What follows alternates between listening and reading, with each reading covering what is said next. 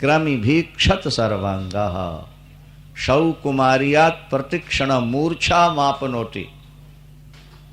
शरीर कोमल है, गर्भाशय में अभी बन ही रहा है, नहीं बड़ा सुकुमार है। जब कीड़े काटते हैं तो मारे वेदना के छटपटाता बेहोश हो जाता।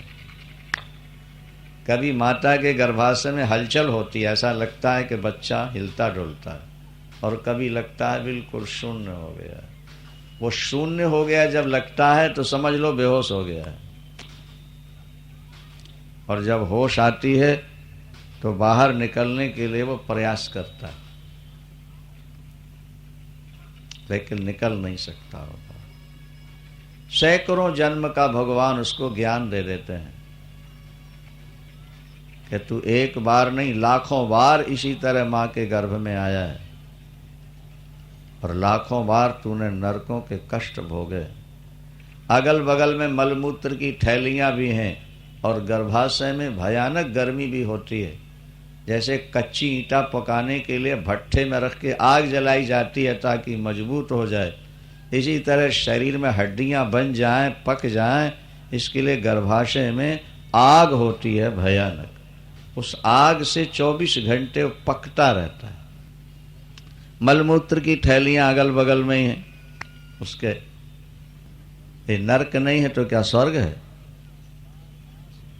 बार बार रोता है वो जीव कि मुझे इस संकट से निकाल दो परमात्मा, तेरा इतना भजन करूंगा कि दोबारा मुझे इस नरक में ना आना पड़े। लेकिन महाराज जब प्रसूति वायु उसको बाहर लाती है, बेहोश होता है बच्चा, और होश में जैसे आया गर्भ का ज्ञान समाप्त हो जाता है। कहाँ कहाँ रोने लगता है।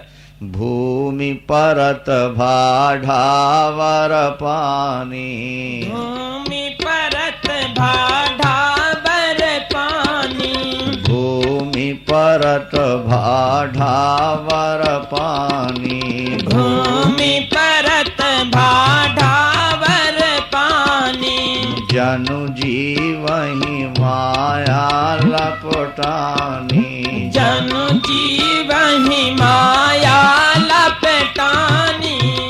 बच्चा जैसे जमीन में गिरता है वैसे माया का आक्रमण होता है, गर्भ का ज्ञान लुप्त हो जाता है। कहाँ कहाँ फिर रोना शुरू कर देता है। अब फिर बचपना तो बीत गया खेलने में, और जवानी बीत गई जनानी में, और बुढ़ापा बीत रहा है चिंता में। अब भजन कब करो? बालस्तावद क्रीडा सकता, और तरुणस्तावत तरुणी रखता है। बचपन तो खेल कूद में बीत गया, और जवानी में जनानी मिल गई तो बस श्रीमती जी, बस वही तुमेव माता च पिता तुमेव। भगवान तो भूल भाल गए बिल्कुल यार, बस तुम ही सब कुछ हो हमारी। अब तुम सदा साथ रहो, बस फिर हमारे लिए वैकुंठ है, तुम्हारे बिना तो नरक ही है नरक। सो जवानी महाराज जनानी में बीत गई, खेल कूद घूम घामा बाल बच्चे पैदा। अब जब बुढ़ापा आया सो चिंताओं ने चारों तरफ से आक्रमण कर दिए। बेटे की चिंता, बहू की चिंता, पोते की चिंता, पोती की चिंता, पुत्री की चिंता, दामाद की चिंता। अरे भाई दामाद बीमार हो जाए तो सास को दुख होगा नहीं होगा? ससुर को होगा कि नहीं होगा? बोलो नहीं समझे। बेटी को कुछ हो जाए तो हो ब्याह करने के बाद भी माँ बेचारी छटपटा जाए, बाप छटपटा, मेरी बेटी को क्या हो गया। देखो पैदा हुआ था तो केवल अपनी चिंता थी, और जहां थोड़ा बड़ा हुआ इष्ट मित्र जुड़े, फिर उनकी चिंता जुड़ गई, फिर जनानी आ गई तो उसकी चिंता जुड़ गई, फिर बिल्टियां छुड़ानी पड़ी तो उनकी चिंता हो गई, फिर उनके हो गए और आगे तो उनकी चिंता हो गई। फिर तो चिंता चिंता चिंता, सारी जिंदगी चिंता करते करते चिता में जाने का समय आ गया। थोड़े दिन और हैं बाबू। हम 42 वर्ष से कथा सुना रहे हैं, और करीब 50 क्या 55 वर्ष तक की होश है हमको। 5-7 वर्ष के थे तब कौन थे और अब वो कहाँ गए।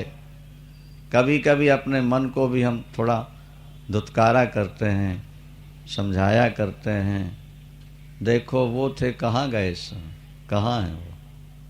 फिर वो मिले तो वो कहाँ गए, और वो मिले तो वो कहाँ गए। और कथाओं में कितने मिले हमको,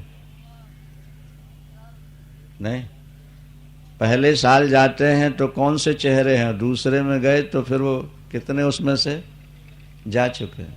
अरे मन तुझे भी तो चलना ही है, घर छोड़ना ही है, शरीर छोड़ना ही है, काहे को मर रहा है परिवार के पीछे। भजन का रे मन सबसों बिरस है, तुलसीदास जी का दोहा है।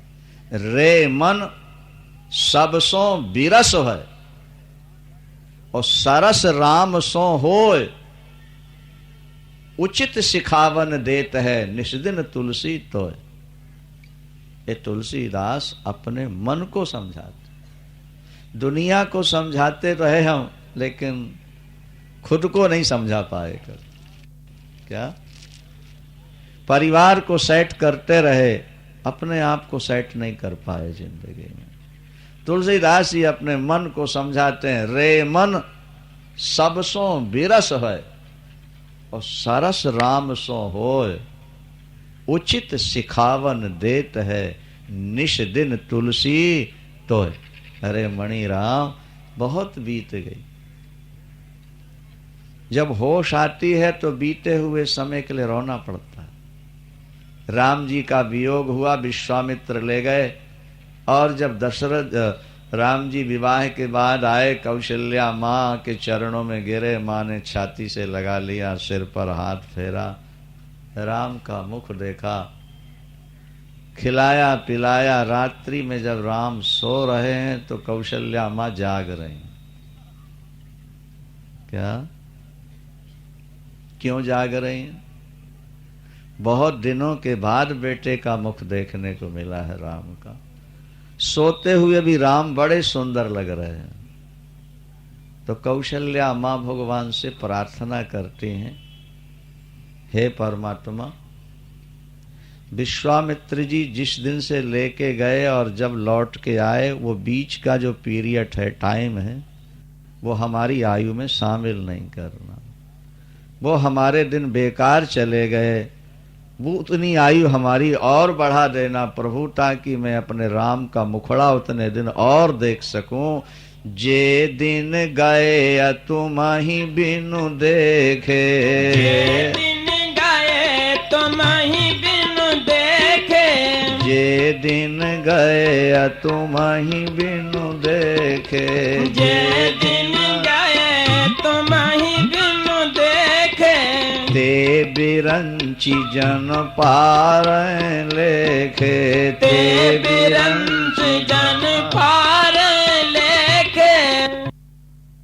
उतने और आगे बढ़ा देना, क्योंकि उतने दिनों तक मैं राम का दर्शन नहीं कर सका। व्यक्ति को जब होश आती है तो पुरानी बातें याद करके रोता है, कितने पाप किए, कितना कीमती टाइम था जो खत्म हो गया। हे परमात्मा, क्या वो समय अब और जोड़ सकता है हमारी आयु में कि हम भजन कर लें, इतने दिन तक हो जाए। अगर आपके द्वारा भजन नहीं हुआ तो भगवान शंकराचार्य कहते हैं वो आपके दिन बेकार चले। व्यक्ति बुद्धिमान वही है जो परमात्मा से जुड़ चुका है। महाराज भगवान तो दिखते नहीं, भैया तर्क मत करो। महाभारत में एक बड़ा अच्छा श्लोक लिखा व्यास जी ने, अतर्क्या खलु ये भावा नताश तर्केण योजे। जो अतर्क विषय है, जो तर्क में आ ही नहीं सकता, उसके बारे में तर्क करना अपना समय खराब करना। परमात्मा तर्क का विषय नहीं है, इसे बुद्धि लगा के थोड़ा समझने का प्रयास करो। जैसा कल हमने आपसे कहा कि गंध कान का विषय नहीं, वो तो नाक का विषय है। अब कान से तुम कितनी कोशिश करो कि हमको गंध का बोध हो जाए। रूप नाक का विषय नहीं है, वो तो आंख का विषय है। आंख नहीं रह गई तो तुम सारी जिंदगी कोशिश करते रहो, रूप दिखाई। तो परमात्मा भी तर्क का विषय नहीं है, परमात्मा तो श्रद्धा और विश्वास का विषय है। जिसने तर्क किया वो यहीं रह गया, और जिसने श्रद्धा विश्वास की चल पड़ा उसे भगवान ने हाथ पकड़ लिया, उसका आगे चल। गुरुदेव भगवान की। ईश्वर है, ईश्वर भजन करने वालों को मिलता है, बस आगे और कुछ मत सोच।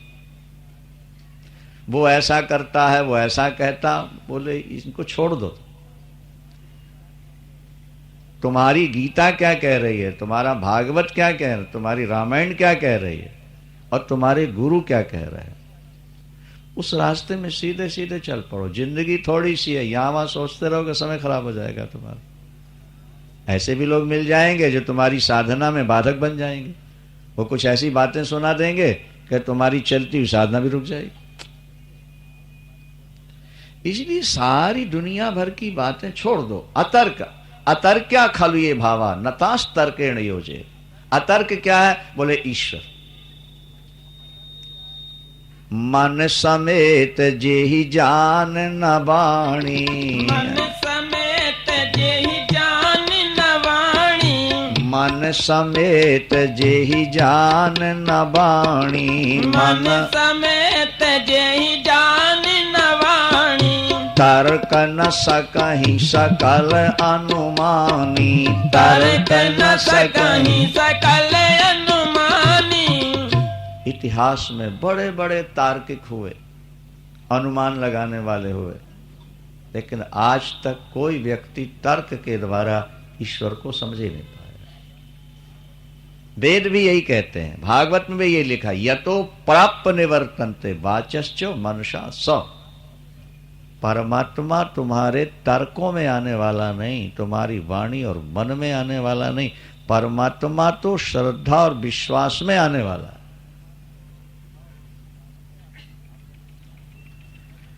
अपने मन के संकल्प विकल्पों से तुम ईश्वर को नहीं पा सकते। तुम संशयवान होकर ईश्वर को नहीं पा सकते।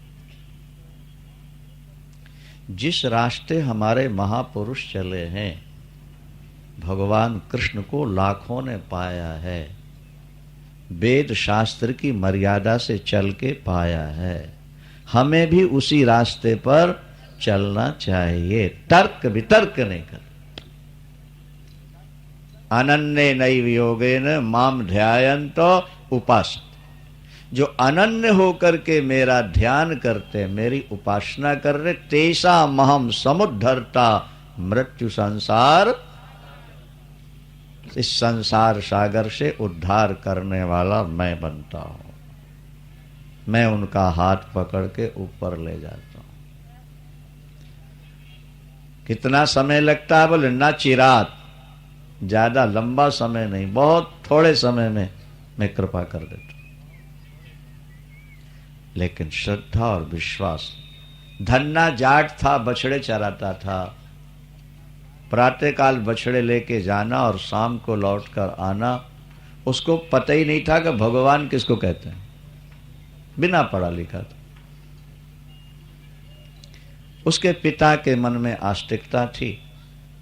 कोई पंडित जी हरिद्वार जा रहे थे, रात्रि हो गई, पिता बाहर बैठे थे। उन्होंने कहा, पंडित जी अंधेले में कहाँ जाओगे, भटकोगे, रात यहीं रुको, प्रसाद पाओ, सुबह चले जाना। अच्छा भगत जी तुम कहते हो तो आज रात रुक जाते हैं। रोक लिया। शालिग्राम साथ रखते थे पंडित जी, उन्होंने अपने शालिग्राम रखे, स्नान किया और फिर भगवान की आरती और पूजा भोग सायंकाल का।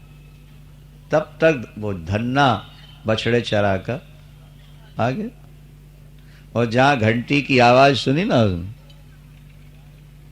आगे बैठ गया। उसके लिए नई चीज थी, क्योंकि आज तक उसने कभी ये देखा ही नहीं था, पता ही नहीं था। पंडित जी ने कैसे ठाकुर नहलाया, कैसे आरती की, कैसे भोग लगा, देखा उसने। जब पंडित जी प्रसाद देने लगे तो पूछता है, पंडित जी ये क्या किया आपने?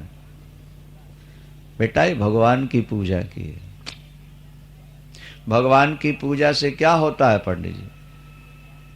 बोले भगवान दर्शन देते हैं। अच्छा, भगवान का दर्शन हो जाए तो क्या फायदा होता है? बोले बेटा फिर व्यक्ति को काम नहीं करना पड़ता, फिर तो भगवान ही उसका काम किया करते हैं। पंडित जी ये तो बहुत बढ़िया आपने फार्मूला बता दिया। भगवान प्रकट हो जाए तो व्यक्ति को, पंडित जी सुबह से शाम तक बछड़े लौटा लौटा के थक जाता हूं, मेरे पैर टूटने लगते हैं। मैं भी भगवान को प्रकट करूंगा और लाठी भगवान के हाथ में दूंगा, मैं आराम से पेड़ के नीचे बैठूंगा और भगवान मेरे बछड़े चराएगा। पंडित जी मेरे को भी भगवान दे दो। अब पंडित जी ने सोचा मेरे पीढ़ी दर पीढ़ी के पूजित शालिग्राम, ये मूर्ख को कैसे दे दूं? और नहीं दूंगा इसके पिता और ये भी दुखी होगा। बच्चा तो बच्चा था 9-10 साल का, जिद पकड़ बैठा, चाहिए चाहिए। पिता ने भी समझाया, बेटा अपन लोग पूजा नहीं कर सकते, ये तो ब्राह्मणों का काम है, चारे अपने करते रहते हैं फुर्सत में। अपन गांव के लोग हल चलाने वाले, अपन क्या पूजा कर? नहीं पिताजी मेरे को भगवान दिला दो, मेरे को भगवान दिला दो। बच्चा तो बच्चा लगा रोने। पंडित जी को कुछ दया सी आई। पंडित जी ने कहा बेटा सुबह नहा के आना, तो हम तुम्हें भगवान दे देंगे। पंडित जी ने सोचा रात में कोई पत्थर ला के रख लूंगा सिंहासन पर और सुबह आएगा तो पत्थर पकड़ा दो, सुबह भगवान मिल जाएंगे पंडित जी हमको। बोले हाँ बेटा सुबह हम भगवान देंगे। रात भर नहीं सोया, वो बार बार बाहर निकल के देखता उजेला हुआ कि नहीं हुआ, कब प्रातः काल होगा, कब प्रातः काल होगा, मुझको भगवान मिलेंगे, मैं भगवान को प्रकट करूंगा, मैं भगवान से बछड़े चरवाऊंगा, मैं आराम से बैठूंगा। अरे वाह रे भाई वाह। पंडित जी ने सोचा वो तो आएगा सुबह सुबह, देना पड़ेगा। बाहर निकले, सड़क पर घूम रहे थे, कोई पत्थर दिख जाए गोल मटोल, रख लो। एक मिल गया पत्थर, अपने शालिग्राम जैसे ही पत्थर मिला, ला के ऊपर सिंहासन में रख लिया और अपने शालिग्राम निकाल के सिंहासन के नीचे रख दिया। बड़े चतुर थे पंडित जी महाराज। बोलो क्या? अपने शालिग्राम सिंहासन के नीचे, और जो सड़क से पत्थर लाए वो सिंहासन के। अब प्रातः काल हुआ महाराज, लाली दिखी, वो तो सोई नहीं, रात भर रोता रहा। उसने गोता मारा, जल्दी से नहाया और आ गया हाथ जोड़ के। बोले पंडित जी भगवान दे लो। अच्छा ये बता भैया तू राजा ठाकुर लेगा कि सिपाही ठाकुर लेगा? क्या मतलब पंडित जी? बोले राजा ठाकुर सिंहासन पर बैठने वाला और सिपाही ठाकुर दरवाजे पर खड़ा पहरा देना। बोले मुझको राजा ठाकुर दे दो। उस सिंहासन से उठा के देने वाला सोच रहा है मैं पत्थर दे रहा हूं, और लेने वाला सोच रहा है मैं भगवान ले रहा हूं। जाकी रही भावना जैसी, जाकी रही भावना जैसी, जाकी रही भावना जैसी, जाकी रही भावना जैसी। प्रभु मूरति देखी तिन तैसी, प्रभु मूरत देखी तिन तैसी। जैसे पंडित जी ने भगवान दिए, गले लगा लिया, गदगद हो गया, आंखों से आंसू निकले, उसी पत्थर के ऊपर गिर पड़े। लेकिन उसकी दृष्टि में पत्थर नहीं है, उसकी दृष्टि में तो पंडित जी कैसे पूजा करनी है भगवान की? बोले बेटा नहला देना, तुलसी का पत्ता चढ़ा देना, फूल मिल जाए तो चढ़ा देना, नहीं तो खाली तुलसी का पत्ता चढ़ा, और इनको खिला के खा लेना, बस इतनी पूजा है, ज्यादा लंबी चौड़ी नहीं। इनको नहला के तुलसी का पत्ता चढ़ा देना है और इनको खिला के इतनी तो पूजा है। एक झोली बनवाई उसने और झोली के अंदर ठाकुर लटका लिए और बाजरे की रोटियां लेके बछड़े चराने चल पड़ा। और जब बछड़े चरा रहा चलना पड़ गया, लगी भूख और झोली से निकाला ठाकुर, बाजरे की रोटियों पर रखी तुलसी और कहा ठाकुर खा लो। आंख बंद कर। जब भोग लगाओ ना भगवान को तो आंख बंद करना चाहिए। या तो भगवान के सामने पर्दा कर दो या फिर आंखें बंद करो। और ये पद्धति है क्या? क्योंकि तुम देखते रहोगे कि तुमको लगेगा अरे भगवान तो आए नहीं, और आंखें बंद रखोगे तो लगेगा कि भगवान आए और प्रसाद पा गए। तो कम तो हुआ ही नहीं भगवान पा गए होते तो।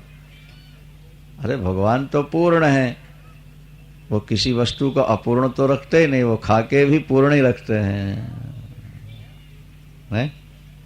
पर धन्ना के समझ में ये बात थोड़ी आई थी। धन्ना आंखें बंद करता है, फिर खोल के देखता है, दो की दो ही रोटियां हैं। इसका मतलब कि ठाकुर ने खाई नहीं, क्योंकि ठाकुर को खिला के खाना और खाया होता ठाकुर ने तो कुछ तो कम हुई होती रोटी नहीं। बोलो भाई। फिर आंख बंद कर ली और कहने लगा देखो ठाकुर, गुरुजी तो हलवा पूड़ी खिलाते थे तुम्हें, अब मैं तो गरीब जाट का पुत्र बेटा हूं, मेरे यहां तो बाजरा ही पैदा होता, यही खाना होगा। तो ठाकुर अगर हलवा पूड़ी खाना था तो वहीं रह जाते, अब मेरे पास आए हो तो फिर तो बाजरे की रोटियां खानी ही पड़ेंगी। याद रखो, अगर मैं जाट का बेटा हूं तो समझ लो ये जाट जिस बात का संकल्प कर ले फिर जल्दी पीछे नहीं हटता भाव। अरे प्रतिज्ञा है मेरी, जब तक तुम नहीं खाओगे मैं नहीं खाऊं। बार बार आंख बंद करता है, खोलता है, बंद करता है, खोलता। 1 दिन, 2 दिन, 3 दिन, 4, 7 दिन बीते। शाम तक जब नहीं आते तो गाय को खिला देता था, बछड़ों को। घर में माँ रोटी दे तो आंख बचा के बछड़ों को खिला, भोग लगाए नहीं खाए बछड़ों को। 7 दिन बीत गए। 7वें दिन छोटा सा बालक बेचारा बिल्कुल नर्वस हो गया हो तो 7वें दिन जब उसके प्राण कंठ में आ गए, बछड़े चर रहे थे, रोटियां सामने रखी, रो पड़ा, ठाकुर अब तो मेरे प्राण ही निकल रहे हैं। मुझे मरने का दुख नहीं है, दुख इस बात का है कि मैंने आपको लिया और आपने एक दिन मेरा प्रसाद नहीं लिया। 1 ग्रास खा लो ठाकुर बस, ताकि गुरुजी मिले तो मैं ये तो कह सकूं मैंने ठाकुर को खिलाया था। जब गले में उसके प्राण आ गए, भगवान ने सोचा यदि नहीं प्रकट हुआ तो मेरी दयालुता में कलंक लग जाएगा, इसके विश्वास की रक्षा करनी है। जब कंठ में प्राण आ गए तो उसी पत्थर की मूर्ति से मुस्कुराते भगवान कृष्ण प्रकट हो गए। बिहारी लाल की क्या समझे आप? परमात्मा को तर्क से नहीं, बुद्धि और मन के तर्कों से नहीं खोजना। ईश्वर को खोजना है श्रद्धा, और वेद में लिखा श्रद्धया सत्य माप्यते। जिसने जीवन में श्रद्धा जगा ली उसे सत्य का साक्षात्कार हो गया, उसे परमात्मा मिल गया। जिसने मन में जरा भी संदेह किया वो चला गया। संशयात्मा विनश्यति, गीता का वचन है। संशयात्मा विनश्यति, जिसके मन में संशय है वो गया, नष्ट हो जाएगा। शास्त्र अंतिम प्रमाण है। गुरु भी प्रमाण तब है जब वो शास्त्र के अनुसार बोलता हो। क्या? अगर गुरु भी शास्त्र के विरुद्ध बोलता है तो उसकी बात न मानने से कोई पाप नहीं लग, क्योंकि गुरु को भी ज्ञान हुआ है शास्त्रों के आधार पर। बुद्धि लगा के समझो जरा, गुरु को ज्ञान कहां से मिला? शास्त्र से। अच्छा, वो कहेगा कि हमें अपने गुरु से मिला, फिर उनको अपने गुरु से, तो कोई अंतिम गुरु तो होगा ना। तो अंतिम गुरु को किससे मिला होगा? कहना पड़ेगा शास्त्र से मिला होगा। इसलिए गुरु प्रमाण नहीं है, शास्त्र प्रमाण। भगवान कृष्ण ने गीता में ये नहीं कहा कि मम वाक्यम प्रमाणम थे। भगवान ने ऐसा नहीं कहा मम वाक्यम प्रमाणम, ना, उन्होंने कहा तस्मात् शास्त्रम प्रमाण। मैं प्रमाण नहीं हूं, शास्त्र। क्योंकि मैं तो बुद्ध रूप अवतार लेकर के वेदों की निंदा भी कर लेता हूं। मुझे तो जब जहां जैसी जरूरत पड़ती है वैसा स्वरूप बनाना पड़ता है। इसलिए मेरे हर वचन प्रमाण नहीं होंगे, शास्त्र प्रमाण। इतिहास प्रमाण नहीं होता है, संविधान प्रमाण होता है। भाई पढ़े लिखे लोगों ध्यान दो, इतिहास में तो अनेक तरह की घटनाएं घटती रहती हैं, वो प्रमाण नहीं है। संविधान हमारा क्या कहता है वो हमारे लिए प्रमाण। तो व्यक्ति प्रमाण नहीं है, हमारे लिए शास्त्र प्रमाण होता है। शास्त्र। अब गीता शास्त्र मेदम पुण्यम, ये गीता क्या है? शास्त्र। शास्त्र किसको कहते हैं? बोले शिष्यते हितम उपदिश्यते इति शास्त्रम। जो शिष्य को सही रास्ता दिखाए उसका नाम शास्त्र। जो साधक को सही रास्ता दिखाए वो, बोलो भाई, शास्त्र। शिष्यते हितम उपदिश्यते इति शास्त्र। जब गीता में लिखा है और धर्म क्षेत्र पर खड़े होकर के कहते हैं बाहर पाप करो तो तीर्थ में आके नष्ट हो जाता, और तीर्थ में पाप कर लो तो वज्र लेप, बिना भोग नहीं कटता। भगवान कृष्ण तीर्थ में खड़े हुए, धर्म क्षेत्र। क्या भाई? कुरुक्षेत्र। धर्म क्षेत्र में खड़े होके भगवान भुजा उठाकर अर्जुन से कहते हैं जो अनन्य रूप से मेरा चिंतन करते हैं, जब उनका शरीर छूटने लगता है मैं सामने आके उन्हें उठाकर भव सागर से पार कर। भक्तवत्सल भगवान की। अब कोई दूसरे गुरु लल्लू पंजू कुछ भी कहते रहे, तुम्हें उन बातों पर ध्यान नहीं देना चाहिए। उसने ऐसा किया, उसने वैसा किया। एक संत महाराज अपनी गुफा में लोगों को समाधि लगवाते थे, क्या? और वहां लोगों को समाधि लग जाते, बाहर फिर खाली। बाद में पता लगा कि वहां वो क्लोरोफॉर्म का कुछ प्रयोग कर दिया करते थे गुफा के अंदर। नहीं समझ में आई बात। तो जैसे ही व्यक्ति वहां पहुंचा, थोड़ी देर में उसको नशा नींद जैसे झोंक आया, और जो ध्यान किया कुछ कुछ देखने लगा। अरे बोले गुरु तो हमारे सिद्ध हैं, बिल्कुल, देखो हमको ये दिखा दिया, वो दिखा दिया। बाद में दिखा कुछ, बोले नहीं दिखा। नहीं दिखा तो क्या मतलब हुआ? दिखने का तो मतलब कि हमेशा दिखता रहे। बोलो वृंदावन हरि लाल की। क्या हिप्नोटाइजिंग होता है? वो किसी की नस दबा दी, किसी के सिर पर हाथ रख दी। अब उसमें क्या होता है वो तो हम लोग समझते हैं, आप लोगों को तो कुछ समझ है नहीं इन बातों की। क्या समझे? लोग किस किस ढंग से लोगों को अपनी ओर आकर्षित करके चेले बनाते हैं, एक अलग चीज है। ये जो अपना सनातन मार्ग है, क्या ये मैस्मरिज्म नहीं है, ये लोगों को अपनी ओर आकर्षित करने का फार्मूला नहीं है। ये तो सीधे भगवान से मिलाने का फार्मूला है। अनन्य रूप से जो मेरा चिंतन करते हैं तेषा महम समुद्धरता, मैं उनका उद्धारक हूं, भवसागर से बेड़ा पार करने वाला हूं, और यथा शीघ्र भवसागर से पार कर। इसलिए अर्जुन सावधान, मय्येव मन आधत स्व। अगला श्लोक देखो, मय्येव, एव शब्द का अर्थ ही होता है। मय्येव, तुम अपना मन मुझ में ही लगाओ। मई बुद्धिम निवेशय, तुम अपनी बुद्धि मुझ में ही प्रविष्ट करा। नहीं समझ में आई बात? ये आदेश है, तुम अपना मन मुझ में ही लगाओ। भी नहीं कहा, भी और ही में भी अंतर होता है। पत्नी से भी प्यार करेंगे और थोड़ा टाइम बचा तो भगवान से भी कर लेंगे। भी अनेक का वाचक होता है और ही एक का वाचक होता है। संस्कृत बात समझ में आ रही नहीं आ रही आप? ही और भाई इन लोगों का काम हमको करना है, इनका करने के बाद आपका भी कर देंगे क्या? और दूसरा शब्द क्या है? देखो आज हम बिल्कुल फुर्सत होकर करके आए, आपका ही काम करेंगे।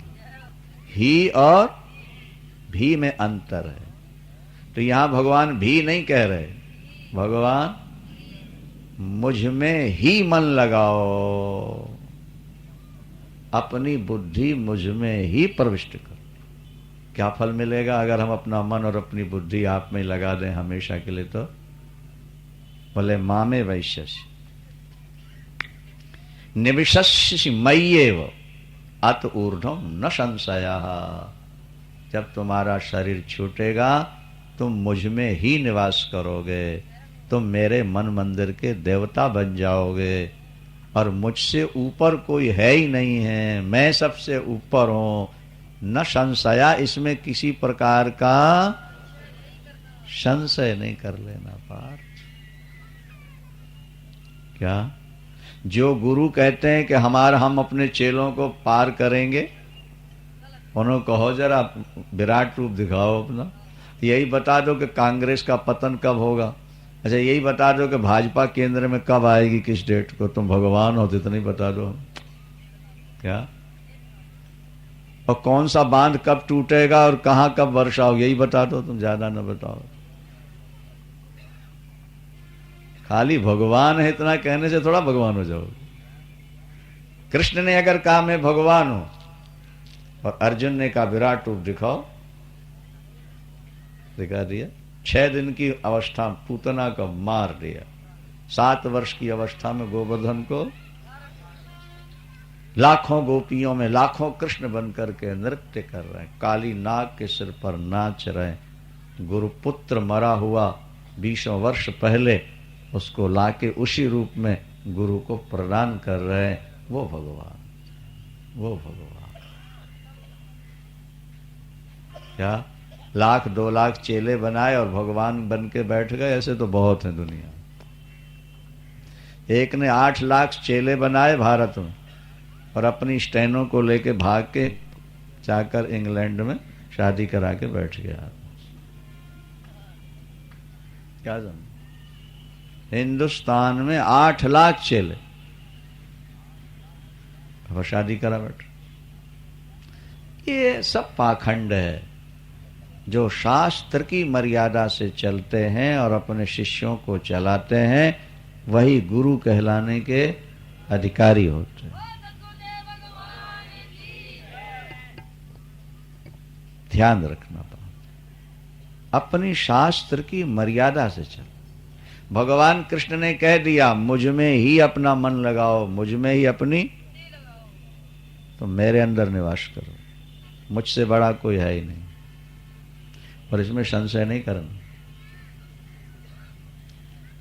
राम कृष्ण विष्णु शिव ये सब एक ही रूप है। चाहे राम में मन लगा लो, चाहे शंकर में लगा लो, चाहे कृष्ण में लगा लो, शक्ति में लगा लो, ये सब एक।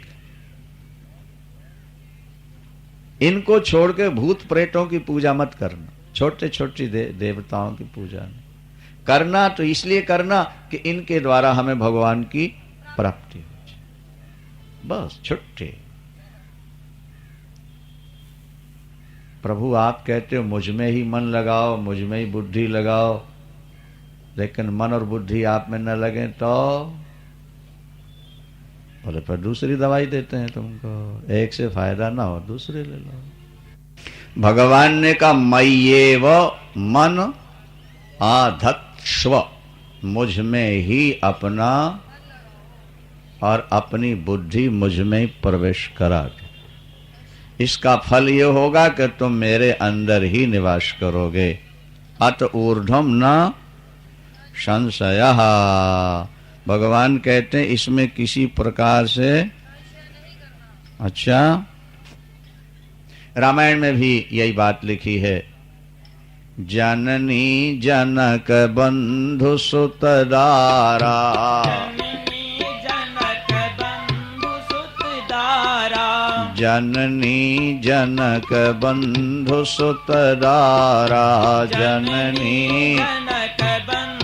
सुतदारा, तन धन भवन सुहृद परिवारा, तन धन भवन सुहृद परिवारा, सबकी ममता ताग बटोरी, सबकी ममता ताग बटोरी, मम पद मन ही बांध बर डोरी, मम पद मन ही बांध बर डोरी, अस सजन मम उर बस कैसे, अस सजन मम और बस कैसे, लोभी हृदय बस धन जैसे, लोभी हृदय बस धन जैसे।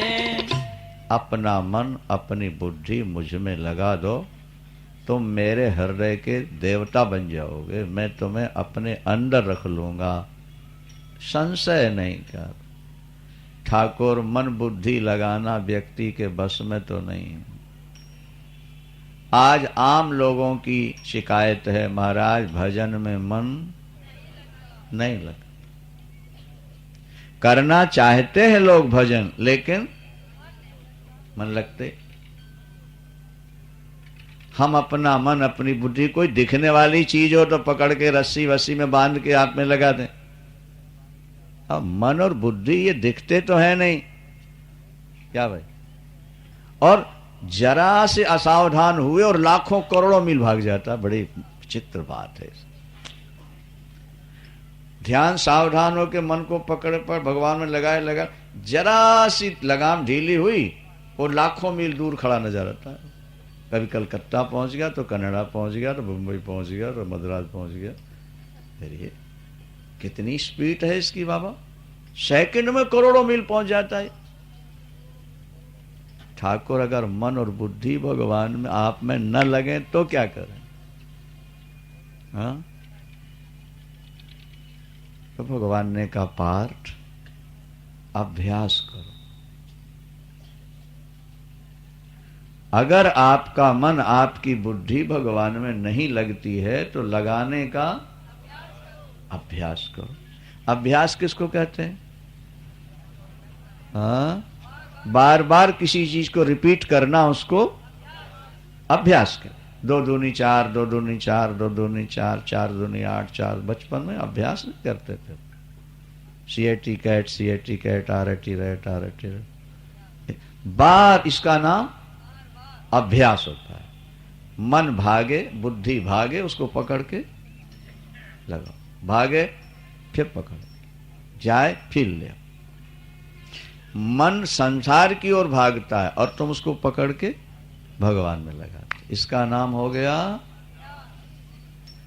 अगर बराबर अभ्यास करते रहोगे तो ये मन ये बुद्धि मुझ में लगने लगेंगे तुम्हारे। प्रभु, अभ्यास करते करते भी व्यक्ति तंग आ जाता है, पकड़ते पकड़ते भी तंग आ जाता है, क्योंकि ये बेईमान फट से भाग जाता है और खींचा तानी में फिर थकावट होने लगती है, तो फिर अभ्यास भी नहीं होता तो क्या करें? समझ रहे हो ने? भगवान अपने पाने का रास्ता स्वयं बता रहे हैं, इसलिए ध्यान से सुनो और समझो।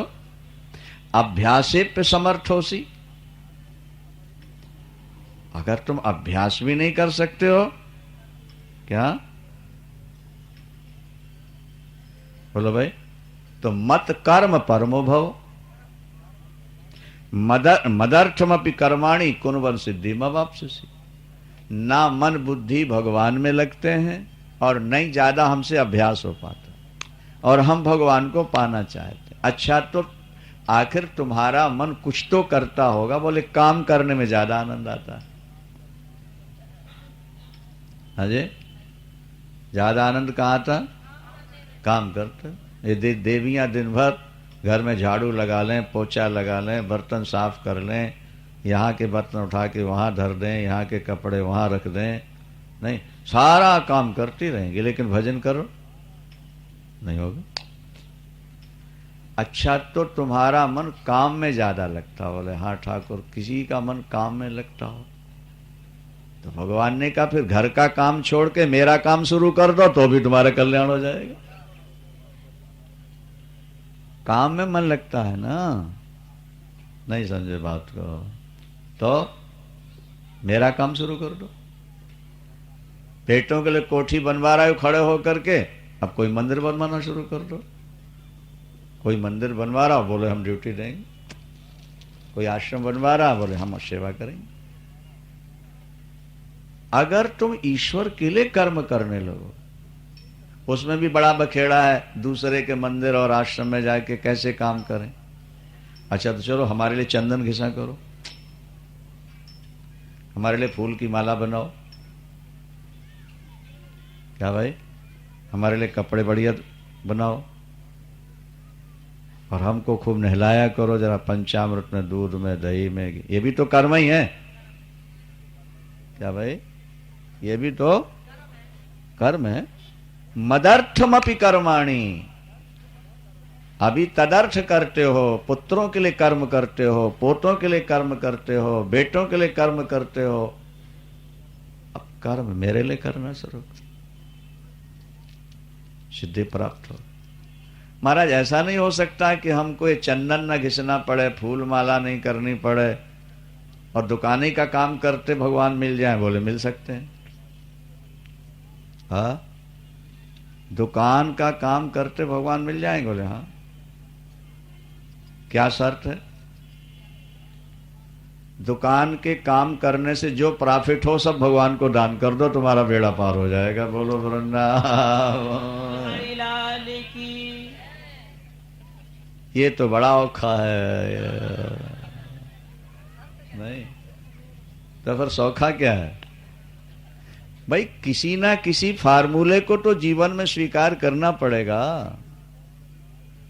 हम कोई भी फार्मूला नहीं मानेंगे तो हमारा कल्याण कैसे हो? अगर दुकान में ही मन लगता है, बुढ़ापा आ गया है, भजन में मन नहीं लगता, तो दुकान में ईमानदारी से कर्म करो और जितना तुम्हारे हिस्से का प्रॉफिट बचता है बच्चों को दे के बाकी हिस्सा भगवान के काम में लगा दो। मदर्थमपि कर्माणि कुर्वन् सिद्धि मवाप्स्यसि। मेरे लिए भी अगर तुम कर्म करोगे तो तुमको सिद्धि प्राप्त हो जाएगी, माने भगवान मिल जाएगा, तुम्हें भगवान का दर्शन हो जाएगा।